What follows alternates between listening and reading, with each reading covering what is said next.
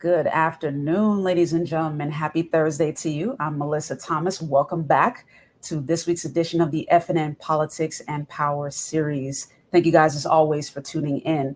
And as you saw at the beginning of the week, today we are interviewing Randy Ross, who is the Republican candidate for House District 39. We've had Randy on the show several times. And of course, today we want to make sure to bring him on the show, talk about why he's choosing to run for House District 39, obviously get his thoughts on the newly drawn maps, get his campaign platform. You guys know how we do on the show. Make sure the candidates basically let you know what they stand for, why they stand for it, and why you should vote for them.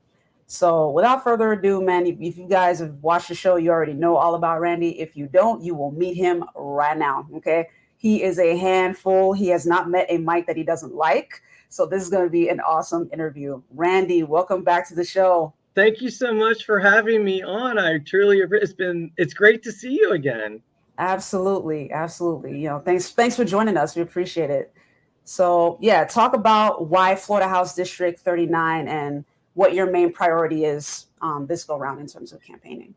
Well, it's interesting. I moved to Orlando in 1993, and at the time, we had started learning about my mom having rheumatoid arthritis.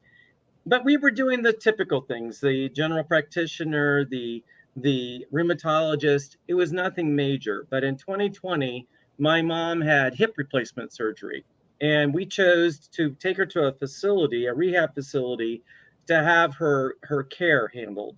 Mm-hmm. And that was an eye opener for me. Listen, as a Republican, I'm going to begin before I get into that whole story by saying that I am pro-life.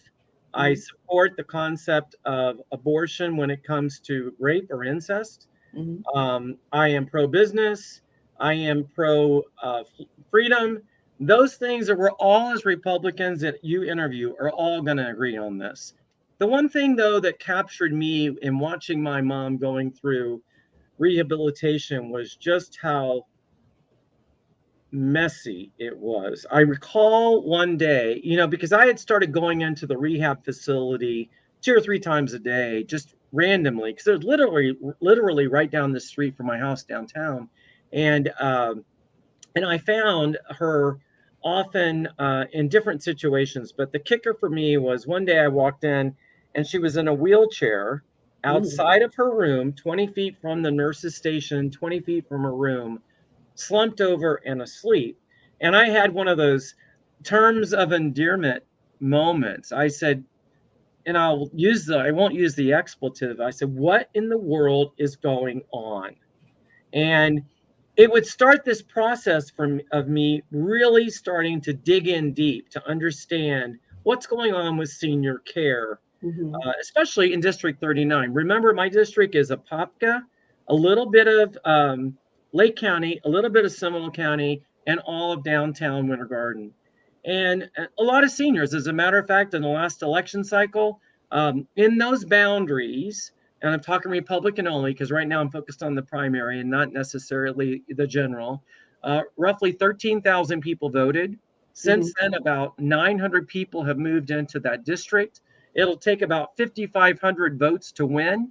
And more importantly, over 60% of the people that will be voting based on the last election cycle in that zone are over 60.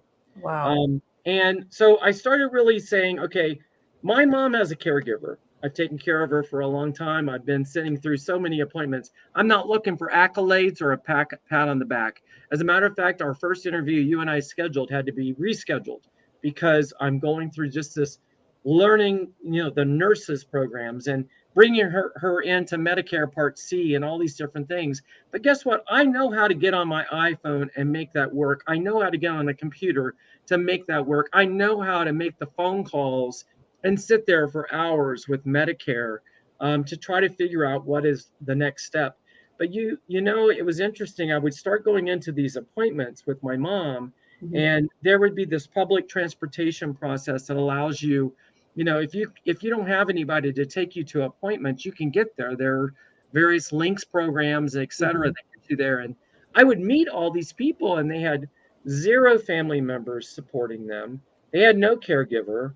And so I wanted to drill in a little bit deeper. You might recall up in Seminole County not long ago, we had a situation with a guardianship where a guardian had taken well over $100,000 from one of her patients. These are the kind of things that you and we might not be thinking about. The irony, I'm so proud of Orange County today to open up a senior care, a senior adult living facility Yeah. but ironically, at 50, I'll be 57 this year. I told Commissioner Myra Uribe, I can live there now.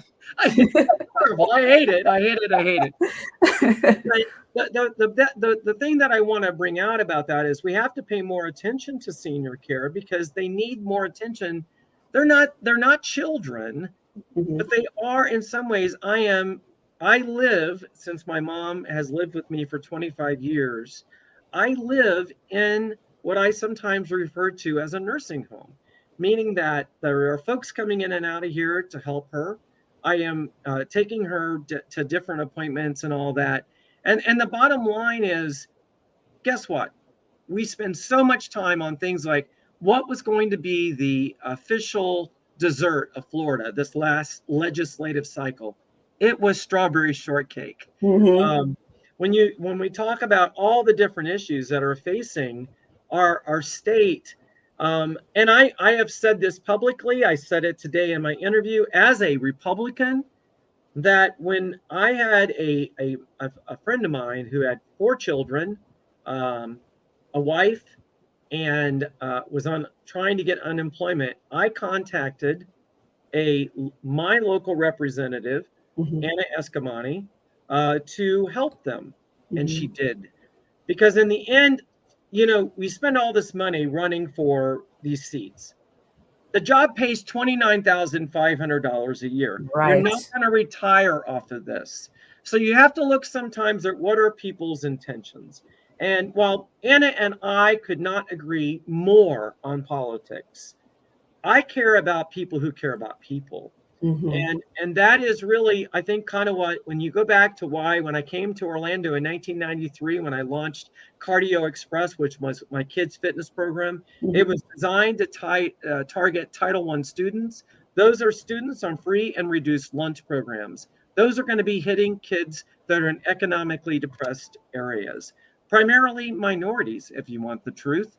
Mm-hmm. Um, and then I go through a period of time where I've got to be an adult, right? I've got to make a living. And all that time I am struggling with, I am a closeted gay man, came out in 2002, and there was this decision I had to make. And that is, I thought the right decision was to, announce that I was going to be a Democrat. So I have been a Republican up until 2002. I was a Republican again in 2014. And it was more because I fall in the middle. I am a person that is not a far right. I am not a far left.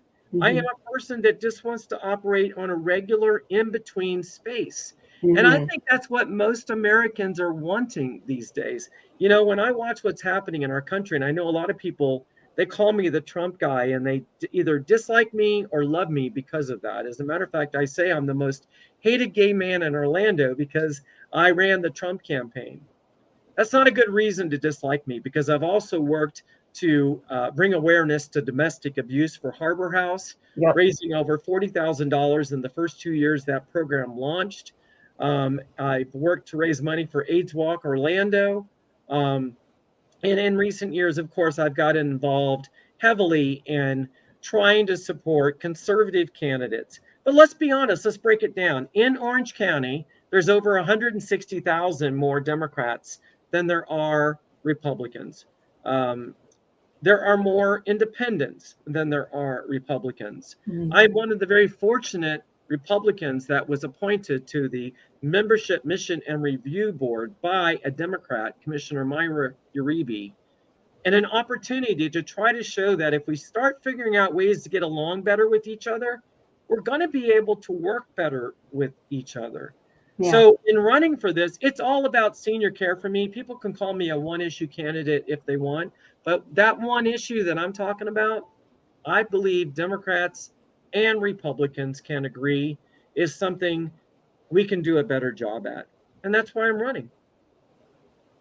Awesome. Thank you for like buttoning that up. That was actually nicely put together.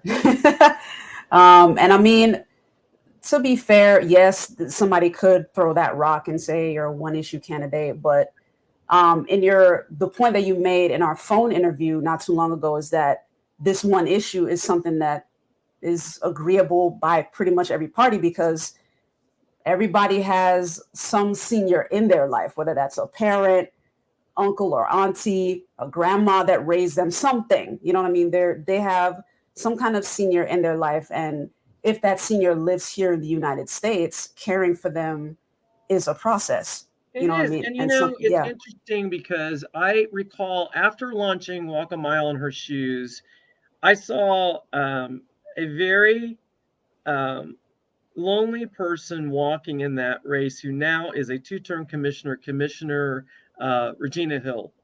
And she came Mm, up to me afterwards and she said, Randy, I've got this lady I met in Carver Shores. And this woman was living, she's 95 years old or 96, I can't remember at the time. Mrs. Smith. We launched the Mrs. Smith project. And she said, Randy, I got to raise money to redo her house. She's got termites, she's got this. And let me tell you, it was one of the most difficult projects I've ever done. And I've done a lot of projects. And the reason it was difficult it was because here I was, this white guy, going into a predominantly black neighborhood. mhm. And I was saying, we can help do this. We can help fix this. And we did. We rebuilt that house. And I say, we, all of us collectively together, rebuilt her house from the ground up. And she lived in it for 2 years before she passed away. But what I realized is that house is only 3 miles from my house, Wow. and it could have been anybody in that situation. There are times where I wonder if Mrs. Smith didn't like her house as much as we didn't like it.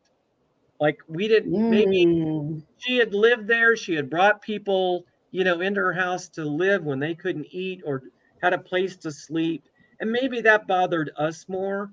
But you know what? In the grand scheme of things, she was one of the challenges that had come as about of what was happening in the growth of downtown Orlando. Recently I was asked about the 1% sales tax, mhm. and I was involved in a survey about that. And I thought that was going to be a real big hot button for people. I thought they were going to be, just really mad about it. It wasn't. What was most important, the top three things that I learned from people in that survey was they were affordable housing, Mhm. so that's why I was so excited to see what Orange County did today for seniors, safety of their family, and healthcare. Mhm. And and that doesn't necessarily sound like a Republican platform issue. But guess what? It's an everybody platform issue. If you Exactly. can't afford, if you're looking for a house right now in Orlando and all these companies and investment firms and all these folks are buying up houses, Yep. and you can't, even with a 20% down payment, you can't afford to buy a house. That's a real big problem. And it's a problem because I don't know what it does to actually help lift our community. And this is where I think Republicans and Democrats have got to find better ways to work with each other so that when these issues come up, we don't say, well, we believe this way and you believe that way. I've already been working with Democrats. I've illustrated that time and time and time again because Mhm. I know I live in an environment and my district is in an environment. It's a 51-49 district. So that means it's a 2%, uh, wavering between, whether it's going to be a Republican or a Democrat that's going to win. So while I said hi to my Republican opponent that was leaving today, a nice gentleman, I also made sure I said hello to the Democrat that eventually might be the person that I'm running against because I don't have anything against them as people. And I think that's something we've got to work a little bit more on because you know what? Like I said, I'm going to be 57 this year, and this is where you say, Melissa, Randy, you just don't look it. But I'm going to be 57 this year, and in 8 years, I will be eligible for retirement. So, assuming that we keep in the same guidelines. So, will I know how to use this iPhone? my mom doesn't know how to use an iPhone. Will I know how to get onto a computer? Will I have the patience to sit on the phone sometimes, as I have for my mom, for an hour and a half, just to get an answer that doesn't really answer a question? Right. Um, and that's what I'm looking out for. So the very first bill that I would file, and I think I'm the only candidate in my race that's identified that, is Betty's bill. Betty happens to be my mom's name. But it is to talk and break down what I have gone through. Why aren't there people running around and going to seniors' homes and saying, have you, call it Senior Express? And why have they not been going around and saying, you haven't been to the dentist in 6 months or a year? Because I'm going to use that example to explain to you that at the beginning of this year, my mom went through what I can only describe as what I was calling a mental breakdown. I didn't know what was happening. And I had filed for Medicare Part C. We had gotten it. So we got her new glasses. We got her new hearing aids. But what we never thought about were her teeth.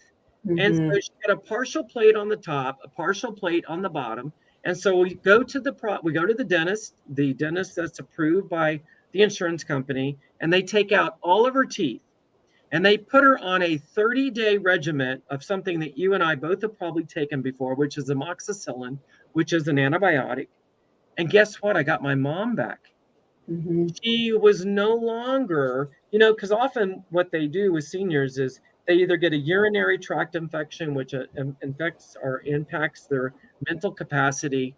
In this case, my mom had multiple teeth that were infected, not because we didn't see what she was putting in the bowl every night when she was cleaning her teeth. It was because we didn't recognize that maybe with her arthritis, she wasn't cleaning her teeth as well as she should. And imagine how many seniors just can't do that. They physically cannot do that.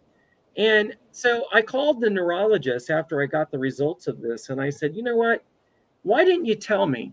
Why didn't you say, Randy, when was the last time you had your mom's teeth checked? And he goes, well, I'm a neurologist. I'm not a dentist. And I called her rheumatologist and I called her general practitioner, asked them all the same questions. And they said, well, Randy, if we refer somebody, we're getting involved. I said, hold on a second. You guys don't realize you used my mom a bit like a guinea pig, giving her medicine after medicine after medicine, and nothing was working. And in fact, once you pulled her teeth getting ready for her new dentures, and her brain started popping back and her memory started popping back and everything was working again, I was like, what if I had given up? What if I had said, you know what, I can't do this anymore as a caregiver? I had promised my grandfather I'd never put my mom in a nursing home. But guess what? I also wanted the best care I could possibly give her. And then in the end, it was her teeth were the problem. And so a lot of seniors are in that position where they don't have a caregiver. Children often just drop their kids off. We know this. Because they want to go live their lives. My sister hasn't spoken to my mom in 3 years. Why? Wow. Why would you ever do that? If you birth a child, you can hope when they get older that they take care of you. Um, and I'm not resentful of it. I'm actually happy to now be running in this position for State House 39 because as it's an open seat, so that means you're not running against an incumbent. And like I said, never run against an incumbent. That's a bad idea, you know. But I'm running because I know that my district is directly going to be impacted by this. And more importantly, you know what? I want caregivers to be rewarded for keeping their family member at home if they can. And I have figured out a way through what I've learned about Medicare Part C in Florida, very different than Medicare in other states. We are a very different state that you can keep them home and you can have somebody come in and care for them 40 hours a week and you can do things. And guess what? I think a lot more children and a lot more spouses would probably keep their family member at home if they knew there were resources available to them. So I believe that's part of the whole reason for running is, like I said, people might call me a one issue um, uh, candidate, guess what? I know too many candidates are all running on the same platform. If they're Republicans, they're all running on the governor's agenda, which I'm a big Governor DeSantis fan. And if they're Democrats, they're all running on the Democrat agenda. How about we find agendas we can agree on and do something good with? And that's why I'm running. Awesome. So with on that note, we're going to take a quick commercial break, guys. We're going to come back and talk a little bit more about not only District 39, because obviously in a campaign, anybody that's running, they got to get to know the voters and find out what their pain points are. You touched on it a little bit, Randy, for sure, just to get a little bit more in depth on that. And then also, obviously, to touch on some of the top headlines going on across the country and get Randy's thoughts on that. So stay tuned, guys. We'll be right back. Thank you.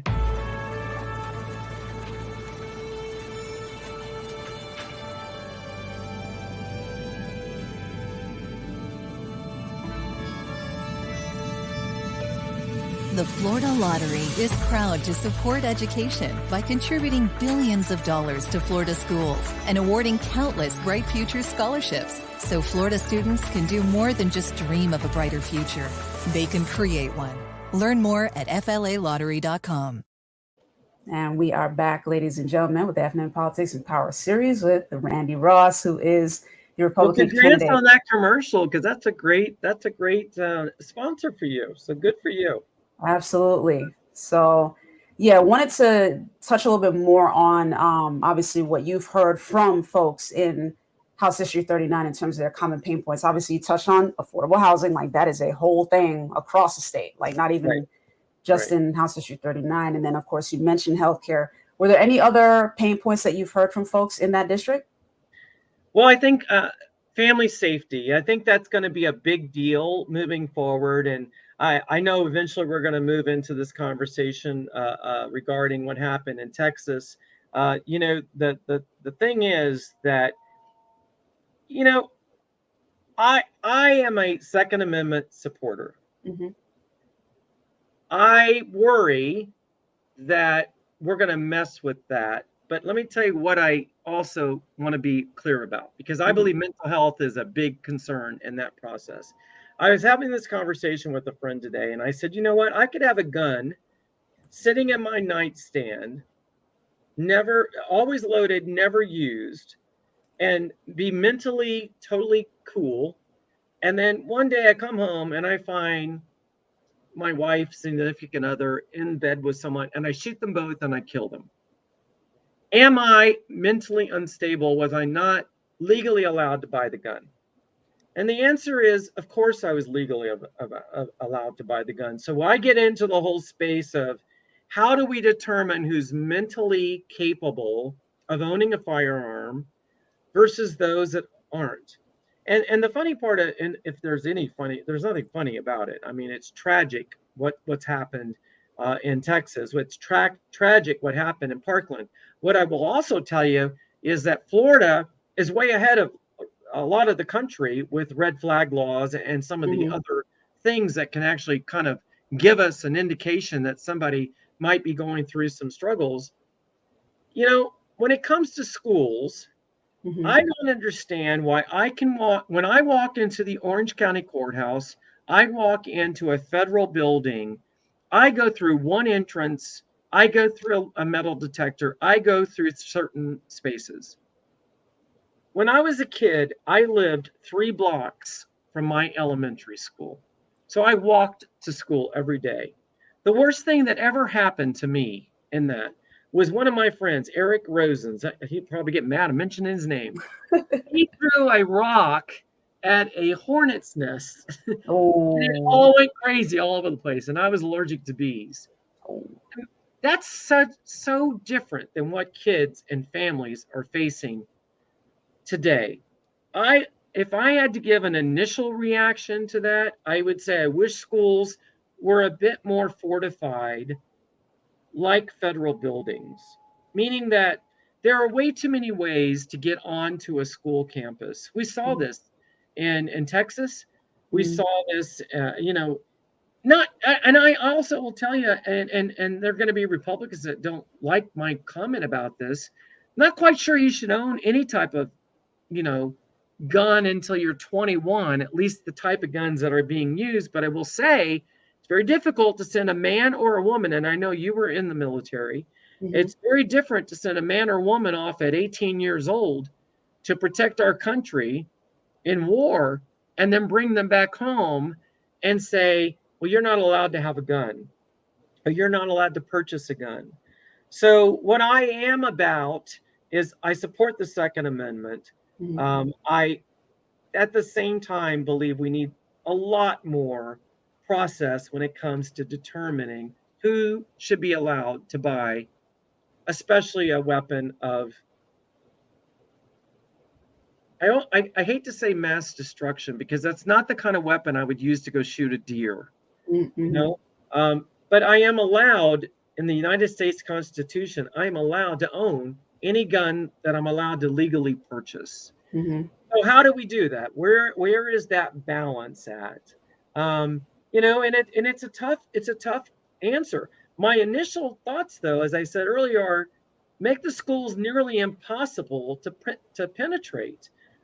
Make it where, you know, because schools are soft targets. You know, I'm going to bring up Pulse only because, as an openly gay conservative, it's kind of gets tossed in my direction sometimes. You got to remember the gentleman that shot and killed all those innocent people dancing under the disco ball at Pulse, a place that I'd been to many times and danced back in the day, you know, when I could. He'd also looked at other places. He'd gone to other places looking at targets, and that became his target. And so I can only tell you, having danced on that dance floor, how small it was, how small the space was in the bathrooms. These people had no place to go. And yet, uniquely, when I would go to a couple of the gay bars afterwards, you know, not in disguise, but I wasn't the most liked gay person because I was a Trump supporting gay person. They really didn't take a lot of new approaches to people who walk into bars like that. And I would say straight or gay bars for that matter. So I would argue that maybe not only do we fortify our schools a little bit more, meaning that there is literally no way to get into a school but one access point. You can get out but not get in. And I'd say the same thing about nightclubs.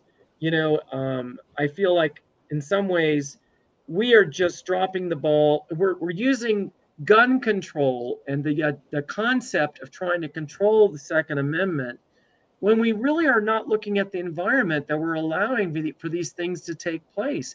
And you know, these kids, and I say kids because they are kids, on both sides of the situation, they are somehow buying guns. I mean, I don't even know if I could go buy a $1,500 gun right now. I mean, I'm not that kind of wealthy. But this kid in Texas had, I think, a couple of guns. How did he get that? And how did that happen? And why was no one paying attention to that? We now know in hindsight, both in Parkland and in Texas, there were signals that these kids were in trouble. In my own process in the last couple of years, I have had a stalker, a person that I know has a gun that I often worried when I was walking my dog at night, you know, was he going to just try to out me, you know, with a gun and try to get me out of the way because he just didn't like me and nobody would ever even know, you know, I would have been a blip on the map, you know, in the grand scheme of things. This is something where Republicans and Democrats have got to find, and I understand today, I believe Congress is kind of looking at some of these more sensible, these controls. The control is not telling a person they can or cannot buy a gun. It might mean substantial background checks that are a little different than we're used to. And just like I said, I talked to a friend today and I said, you know, what if your wife cheated on you with someone, and you went in and you grabbed the gun and you shot her? Were you mentally unstable when you bought the gun, or were you mentally unstable when you shot it? And so the reality is the gun, in my opinion, is not the weapon. Think about 9/11. Those planes were controlled and taken over by people with box cutters. They were not they were not regular. The gentleman, that crazy guy that ran through the folks, the white supremacists that ran through all those folks that were demonstrating up in the northeastern part of the country. He used his car to kill people. We've seen people use all type of weapons. And I think what we have to really start thinking through is, when I was growing up, my next door neighbor, Mrs. Perry, she worked at a mental hospital. And she used to tell us, because we used to have those. We don't have Mhm. those like we used to. And Mrs. Perry used to tell me these stories about this one guy. He used to stand up, straighten his pant legs, and sit down. And he did it all day long, and we'd laugh about it because we thought it was a little humorous. Mhm. But we don't have places like that anymore. If you go into downtown Orlando on any regular day and you walk around Lake Eola, down Roslyn, any place, and you see people sleeping in the streets, many of those people are mentally challenged. Mhm. And I don't know what the exact answer is to fix that. What I do know is we can't keep blaming the weapon. We have to start figuring out a way to hold the entire process accountable for it. So yeah, I think you should be going through stricter background checks when you buy a gun. Do I think you should be 21 to buy a gun? Like I said, the answer is yes. But if you've gone over at 18 and supported our country in war, can't tell you when you come home that you should not be allowed to own a weapon. You've already been allowed that opportunity when you went over and defended our freedoms in other places. So I hope that kind of answers your question. It's not designed to be politically correct. It's designed to open up a dialogue of, maybe, it was actually now Senator Scott, then Governor Scott, that put some of the red flag laws in place. And those can be very dangerous. Red flag laws could mean laws can suggest that if I think Melissa is a problem, go to Melissa's house and talk to Melissa. And they don't need a lot of reasons to arrest you and to put you in a difficult situation because you happen to maybe own a gun. And I just don't know if that's the right answer either. And I wish I had a better solution. And that's one of the reasons I want to go to Tallahassee.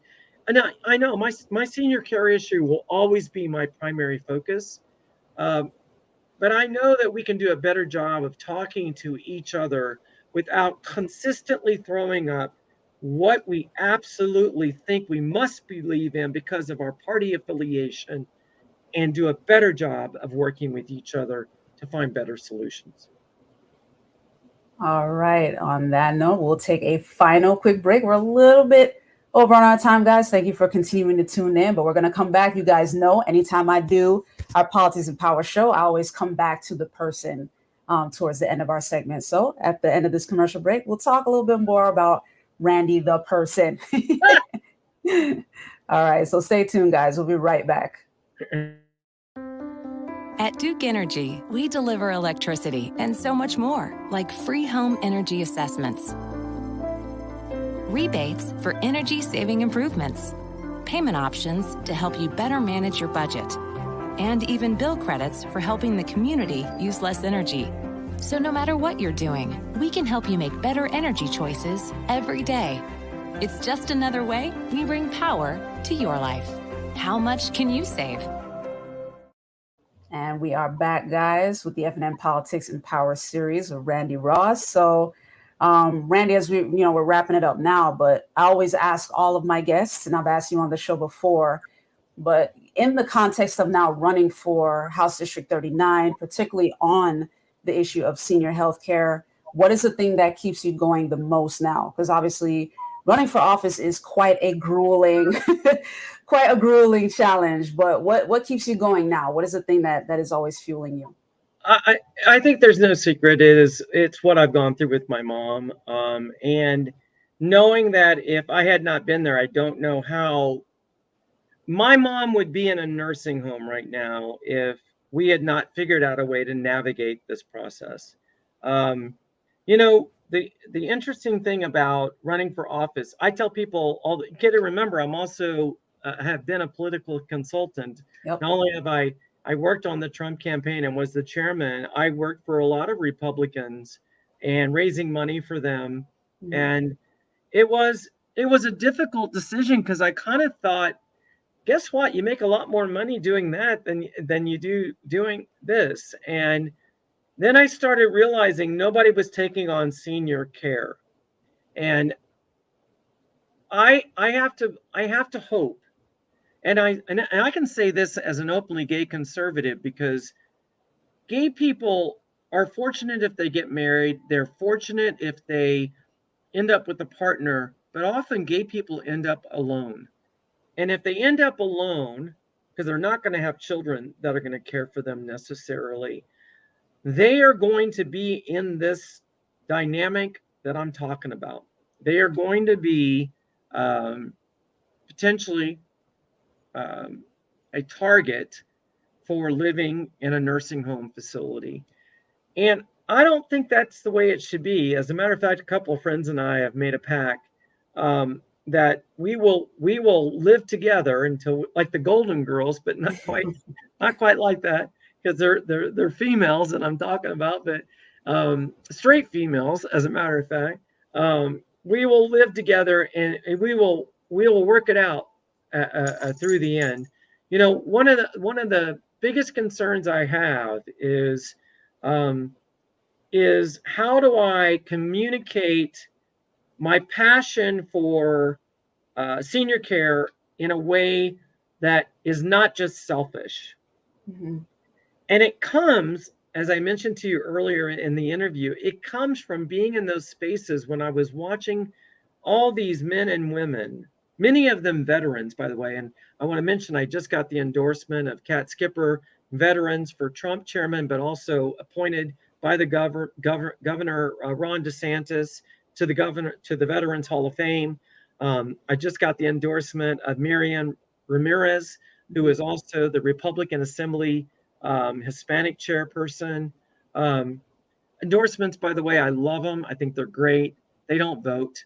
In the end, people vote. And that's why when I was at the West Orange Chamber meeting today, I said, I just bought these tennis shoes, and I didn't have them on. I have them 2 weeks ago on Amazon. $30. That's a lot of money for me. $30 for tennis shoes. And they already have like these like cravings on. They're already falling apart. That's how I'm going to win this race. I'm going to win this race the same way I did when we ran in 2016 for Trump.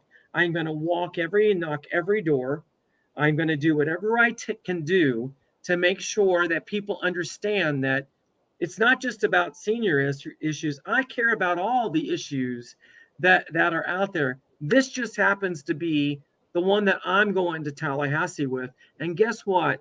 And I know, Melissa, you're going to interview probably many people in this process. But if one person says to you, Melissa, they have one issue they really want to fight for, that's someone I hope you pay attention to, because guess what? There's so many different things that we all fight about all the time. This is personal for me because my mom is still alive. She still has someone caring for her. I'm worried more about the folks that don't. I'm worried about the folks that are getting into a space and age, whether it's in their 70s, 80s. Now we're living into our 90s, and they just don't know how to navigate the system because the system is consistently changing. And I don't want to be the guy that sat back and said, you know what, go make money running campaigns. Go make that $29,500 a year.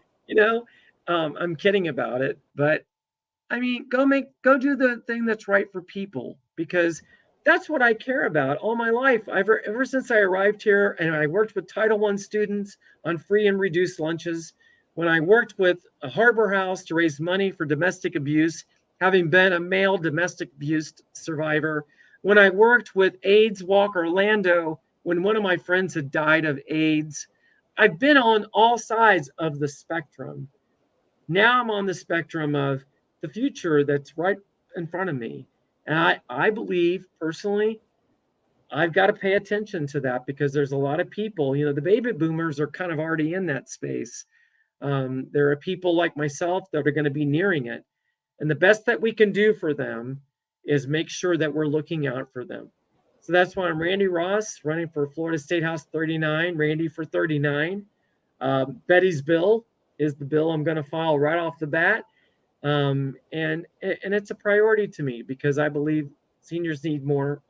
They need more of a voice when we often give the voice always to young people. When you know, one of the things that's funny, I'll say this, it's not funny at all. The Asian community, the Hispanic community, and the Black community, they revere their elders. One of the things that white community does, and this is not me attacking, it's just being honest, they keep living their lives. They drop their parents off, or they think they put them in the perfect assisted living facility, checking in every once in a while. I think there should be a camera in every nursing home room, every assisted facility room. We should be able to check in. I can check in on my dog when I go away, but I couldn't check in on my mom when she was rehabbing from hip replacement surgery. That matters to me, and I hope it matters to a lot of people, not only in District 39, but throughout the state of Florida. Perfect. Randy, thank you so much for sharing your platform, for sharing your passion for senior care. Just very lastly, do you have a campaign website where people can learn more about you? Yeah, Randy 439. I wish it was more complicated. Couldn't it be nicer if it was? But what I want to also, if you don't mind me giving my phone number, it's 407-401-4409. My email address is randyrossorlando@gmail.com. I've been on the radio in Apopka for 5 years on the American Adversaries, and I had to take a break because of, it's FTC. You just can't, you have to take a break from that. But I've been up in that community. When I was on the board for Community Health Centers of Central Florida, I was driving to Apopka when 535 was an abandoned road. And so I'm real familiar with that community. I'm excited to be out there walking and representing, and you know what, doing the best that I can. And if all I get to do is have opportunities like this to share with you what my passion points are, these are gifts, and I appreciate the opportunity. Absolutely. I'm sure we'll have you back on the show. Guys, make sure you rewind and get the banner back with Randy's contact info so you can ask him any questions you have if you want to learn more about his campaign, all that fun stuff. Randy, always a pleasure. Thank you for coming on the show. Appreciate you. Thank you for all you do for Orlando and Central Florida and everything as well. We appreciate you. Thank you. Appreciate that. All right, guys, that's going to do it for us for this week's edition of the FNN Politics and Power Series. Per usual, if you haven't yet, be sure to like, share, subscribe, follow, all that fun stuff. You can see our socials below. Make sure you get on those handles, follow, like, share, subscribe, all of that fun stuff. And of course, tune into the FNN Politics and Power Series every single Thursday at 1 p.m. Eastern Time. And tomorrow, make sure that you tune in on every single thing that we release, not only on Thursdays, but any news update that we release, any live stream. You can catch us on those social handles. We will be covering all things politics. This is a midterm election year, so get ready to have and see more conversations with not only candidates, but elected officials who are currently occupying their seats, folks that are incumbents. We love to pick their brains as well. If there's somebody that you want us to interview, please drop a comment below. Let us know who you want us to interview, and I'll be glad to have them on the show. I'll do what I can to get them on here. All right. And of course, for this interview, leave a comment below. Leave any questions you have for Randy below. We'll make sure to pull them in and, get them involved in the conversation as well. This is a people person. Randy is a people person, so he would love to have that conversation with you. But in the meantime, guys, thank you as always for tuning in. One last housekeeping reminder. If you're someone who advertises, as you see, we run ads on our shows and on our website. So be sure to shoot us an email at ads@floridanationalnews.com. We'd love to have that conversation and get started with you. In the meantime, take care, folks. Have a great rest of your Thursday, and we'll see you next week.